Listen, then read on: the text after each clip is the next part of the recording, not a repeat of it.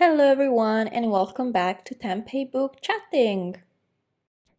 This is a simple recap video where I'll mention 3 books I read and particularly liked in the last 2 months.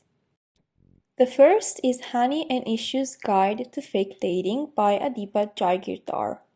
Hani and Ishu are the only 2 South Asian students of their school, but they are very different from each other. Hani is quite popular and has 2 close friends with whom she shares pretty much everything, or so it seems. Ishu is overall disliked and puts all of her energies into her academic success. When Hani comes out as bi to her friends and they invalidate her identity because, and these are their words, not mine, she cannot be bi if she's only dated boys, she tells them that she's actually in a relationship with Ishu, who will decide to help Hani only if she promises to help her become more popular to win the title of head girl. I liked how the author showed how subtle discriminations like Islamophobia and biphobia can be, and how heartbreaking it is to feel completely invisible and invalidated by your longtime friends. The relationship between Hani and Ishu was built maybe too fast, but it is a cozy, cute, young adult love story, and if you need some cuteness, this is for you. The second book I want to mention is Out of Love by Hazel Hayes. If you know me in real life, you'll probably know that I'm currently going through the worst, most heartbreaking breakup of my life. 4 years together, a house we shared, plans. Anyone who's been through this knows how devastating it is when a relationship like this ends. And this is exactly why I loved this book. I felt healed for a little while. I felt seen and understood. This book is a love story told in reverse. It starts with the end of it and it ends with a start.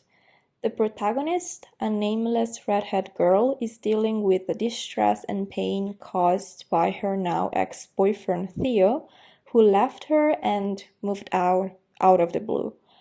Page after page, we learn that there were actually a lot of signs of Theo's emotional detachment from her, which resulted in the end of his love for our protagonist. The fact that their story is told in reverse underlines the subtle and unexplainable pain that hides behind the ending of a committed long-term relationship. We see the abrupt breakup, the coldness in Theo's words, but towards the end of the novel, we see his kindness, his caring gestures, his acts of love, his understanding, his respect for her, his pure and unconditional love.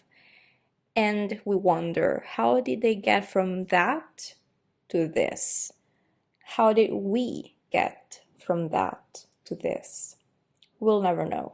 Love and the lack of love, or the end of it, has no answers. I cried a lot while reading. I felt like every single line was speaking to my soul, like a message just for me. Feelings are universal. You never have a single unique experience, and there is always some other unfortunate soul that's going through the exact same thing. That's why I suggest this book to anyone who is coming to terms with a massive breakup of a long-term relationship.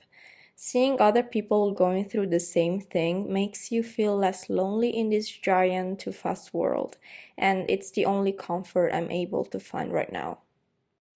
Okay, after this free therapy session, let's move to the third book I want to talk about, which is Love, Theoretically by Hazelwood.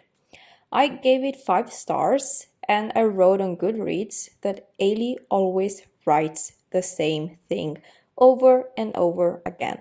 But that's fine by me because I love it. This is an enemies to lovers in STEM. Elsie has a PhD in physics and works as an adjunct professor, but to make the ends meet, she has a side hustle. She fake dates men who contact her via a specific app. And how does she meet her love interest? He is the brother of one of her clients. I read The Love Hypothesis and Love on the Brain before this, and I will frankly admit that Alice's fictional men are all amazing, but Jack Smith is my husband. I want him. I want all of him. I mean, I love Ailey Hazelwood's rom-coms, but then I have to suffer because these men are so unrealistic. They don't exist. Ellie created them for us to keep dreaming and being the Lulu. Thanks, Ellie. Shout out to Elsie because I think I might be the definition of people pleaser myself, so she was very relatable. If you're still here, thank you. It means a lot to me. Thank you for watching my video, and if you want to see more bookish content, subscribe to my channel and follow me on Instagram. Have a nice day. Bye!